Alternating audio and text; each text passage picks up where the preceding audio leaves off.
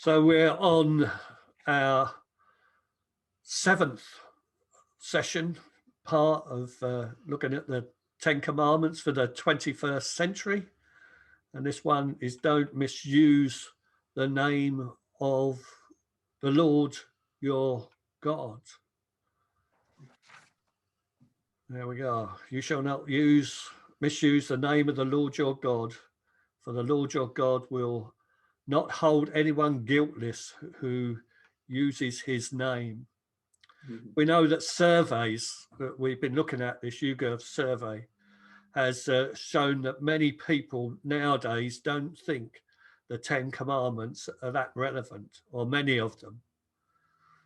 And although they seem to be the basis of any decent moral law in all countries, it doesn't seem to make the difference for governments to pass their own laws. Millions of them, even in our country, that's tended to follow the commandments. They still pass hundreds of laws a year. I always think it must be absolutely impossible for anybody to know what they all contain. And I expect many of them get forgotten now and then. But when we come to this, the 8th commandment, you shall not use the Lord's name in vain.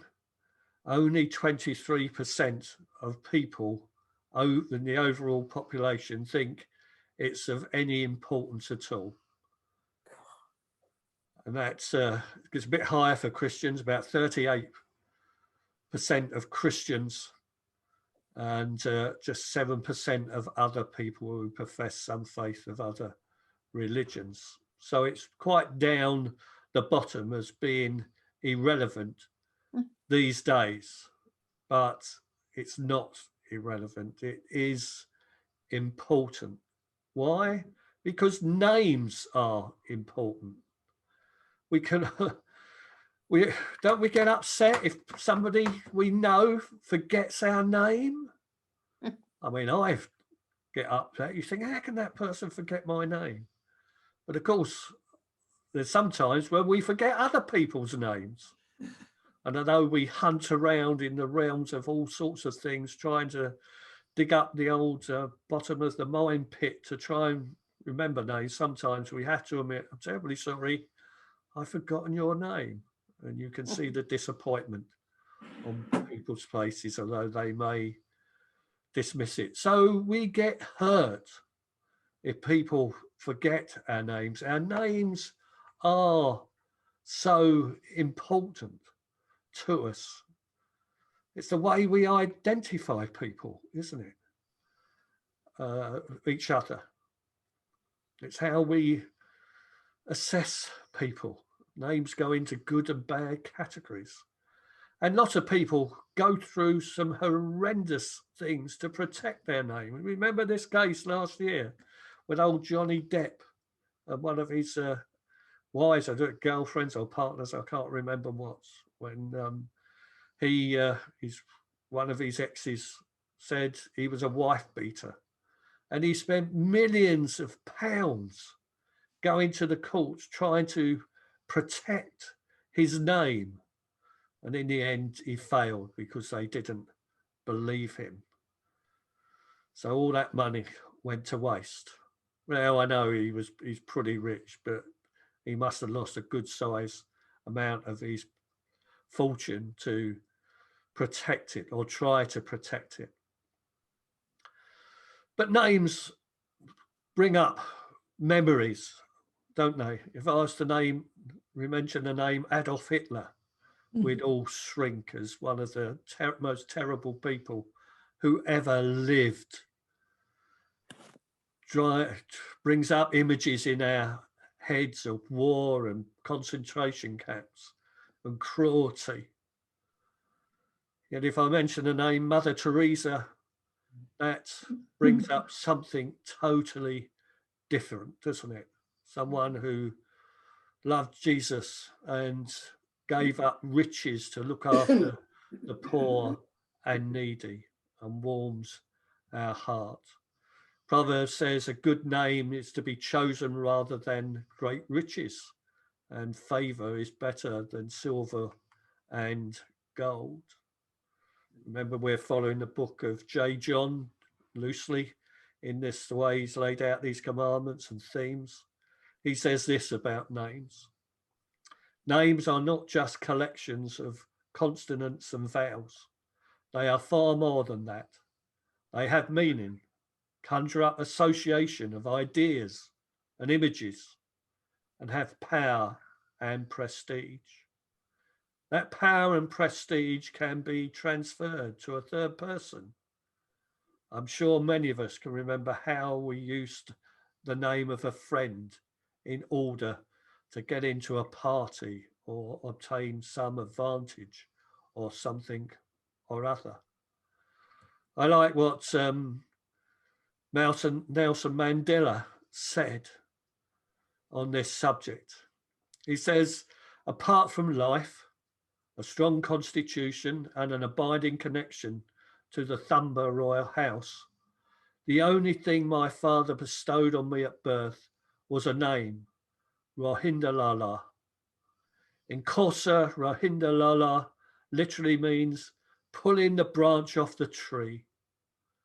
But its colloquial meaning more accurately would be troublemaker. I do not believe that names are destiny or that my father somehow divined my future.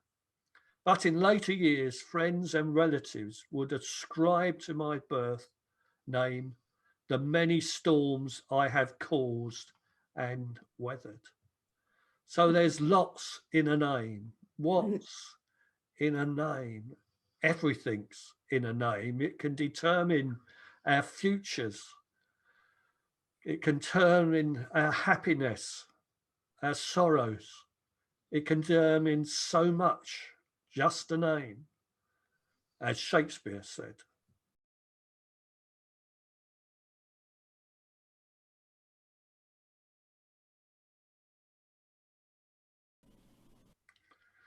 Now, we remember that phrase, don't we, from Romeo and Juliet, one of Shakespeare's greatest plays, and how a name determined the success or failure of a love relationship. And we know that blood feud that existed between these two families because they came from names that meant so much and had so much history and power behind them that it caused love and death. Just recently, the trademark over the Apple trademark, Apple logo between the Beatles and their Apple record label and Steve Jobs and his company, Apple, has gone on for decades. Originally, of course, when Steve Jobs brought out his new company and named it Apple at the time of the Beatles coming to fame, there was a big battle in the courts that went on for years, and there was a sort of peace that came about how Apple wouldn't refer to things and all the rest of it. But recently, it's still come up in the courts, and there's another court case pending over that. These two big trademark names that everybody recognizes is fought in the courts for years over. So there's a lot in a name. God says, don't you misuse my name, the Lord your God. So names are very important. It's the way we identify anything, people, brands, countries, all sorts of things. We use names to distinguish between one person from another. Otherwise, we would never know who we were talking about, would we? And we take great care when we have children about choosing their names. Do we choose our names because they fit in with the rest of the family names that are caused, or because we want to remember a particular relative in the past, or because we've got some favourite pop star we want to name, or footballer we want to name our children after. There's all sorts of reasons why we choose our children's names. But of course, back in the times of Jesus and the millenniums before, people chose their names from a very different reason, because they spoke of what their parents wanted their children to be. Now, it's quite strange, isn't it? I don't know if you know the meaning of your name. My name, Raymond, means protector. Now, when I never found out why my parents named me Raymond. I did ask them on one occasion, and I think they just liked the sound of it, and no one else in the family was named Raymond. But Raymond Protector, and I end up as a policeman protecting people for 30 years. And then on to a pastor that has got somewhere about protection in it as well. Strange, isn't it, how names can work out. Whereas in the culture of the Bible, names and phrases meant something, and people named their children because what the meaning of the name was, not because it carried the identity of a person they wanted to remember. Moses named his eldest son Gershom, which meant I'm a stranger here. Of course, Gershom was born when Moses was hiding in the desert from the Egyptians. Benjamin means son of the right hand, and so we cannot go on. But of course, Jesus received his name because it means saviour of the people. He would save people from his sins. That's what Jesus' name was. And we know from Moses' time that God had a special name. And Moses was the first one he revealed it to. Otherwise, before that, God was just known as the God of Abraham, Jacob, and Isaac for hundreds of years.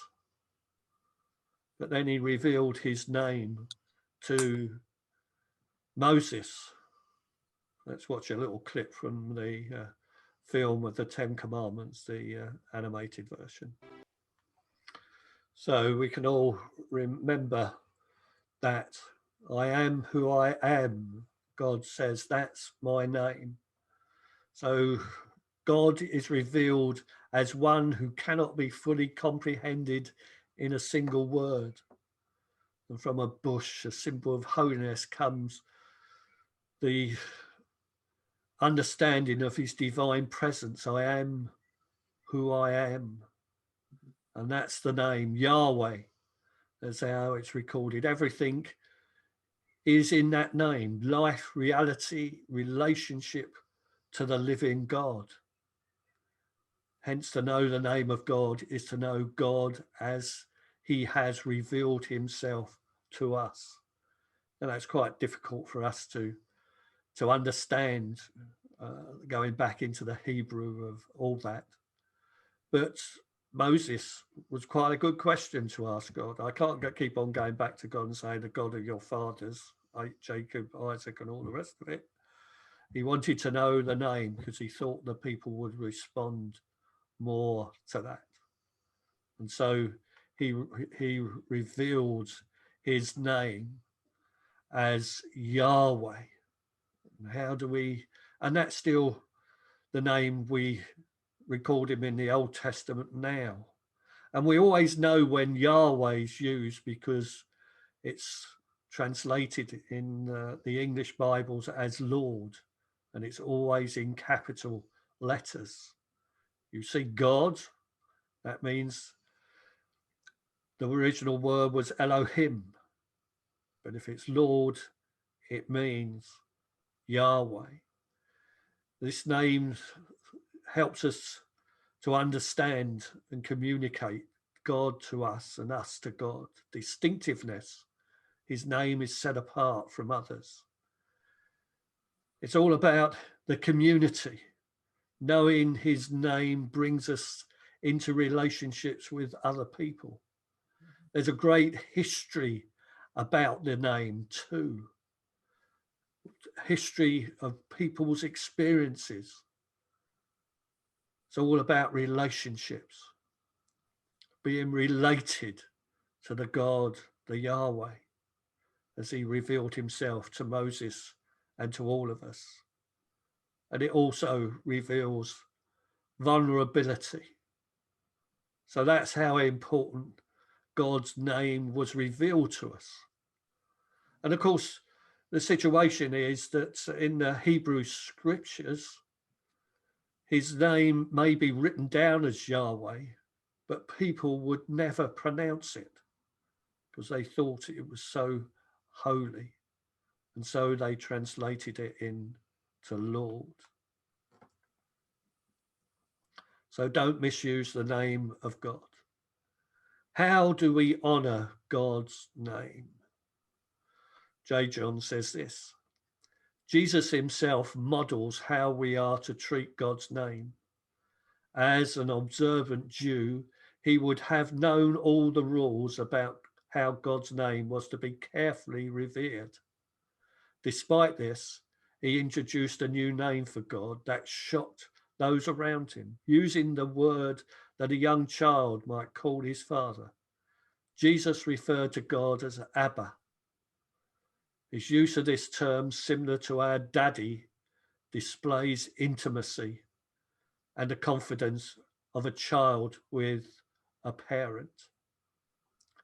Jesus never played down God's majesty or holiness, or signaled in any way that God's name should be treated with less honor, though.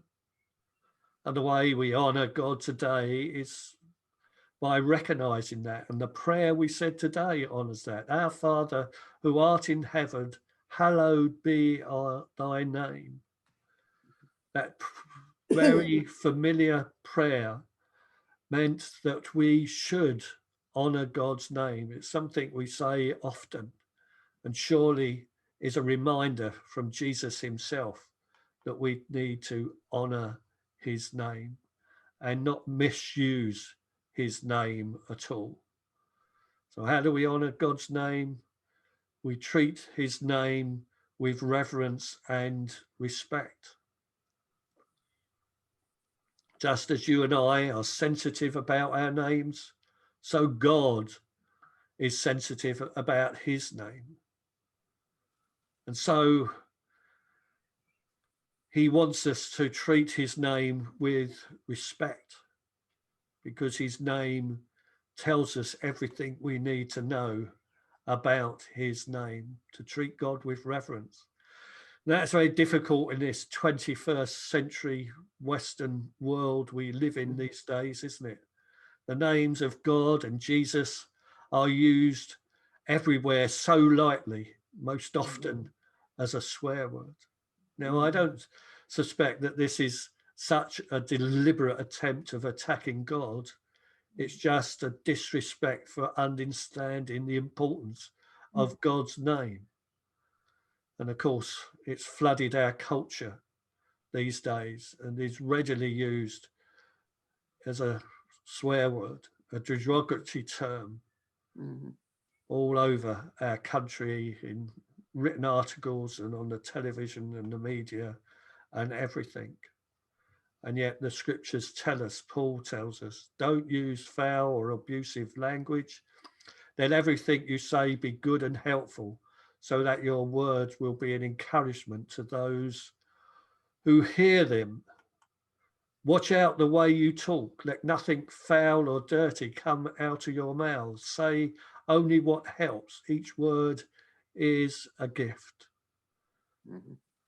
And Paul, in a more elaborate way, reminds us that we shouldn't be casual about the way we use language at all, especially when we proclaim to be servants of the living God, disciples of Jesus. Put to death, therefore, what is earthly in you: sexual immorality, impurity, passion, evil desire, and covetousness, which is idolatry. On account of these, the wrath of God is coming. In these you too once walked when you were living in them. But now you must put them all away: anger, wrath, malice, slander, and obscene talk from your mouths. A very important part of Christian living is to honor the name of God and honor all the ways we speak and talk to people and communicate in whatever ways to other people, that we should heed our language so that it honors God and the Lord who we follow. There's plenty of warnings in the Old Testament about misusing God's name, especially many people you could be stoned to death for using his name in vain. Blasphemy in Jewish culture is still very strong today, where it's not in our Western culture. So we should be examples. But there is a lack of respect for all things and honouring people at all these days, isn't it? The FA has run this campaign over these last years since the terrible murder by that police officer in America last year about racism, taking people's name in vain. Because it comes under the same heading as this. It's respecting other people. And if you abuse them, then you are not following God's teaching on the subject in the scriptures. We need to respect, and that means respecting people's names and their identities, because they all run together. There's a bit of an understanding from another source from the Bible blog, Got Questions. 33 through 37.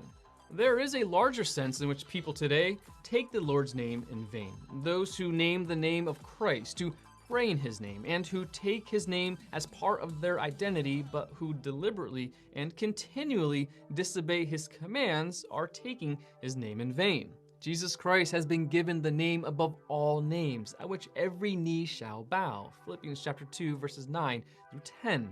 And when we take the name Christian upon ourselves, we must do so with an understanding of all that it signifies. If we profess to be Christians but act, think, and speak in a worldly or profane manner, we take his name in vain.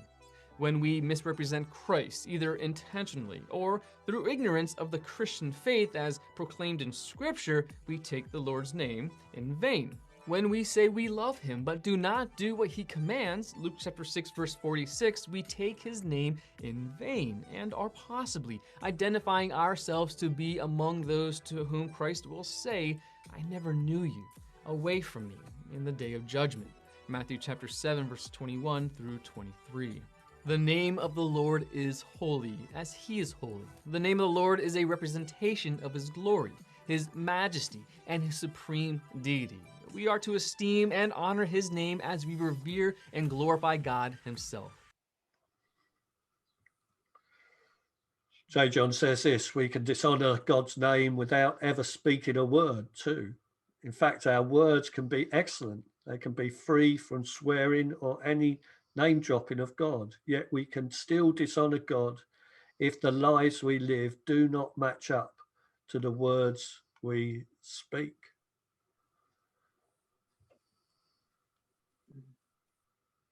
So,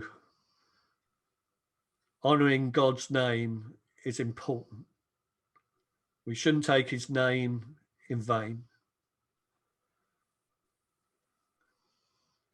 As Christians, we must watch our language and encourage those around us too, I believe, that we honor his name and honor the names of other people as well, because names are so vital to us these days.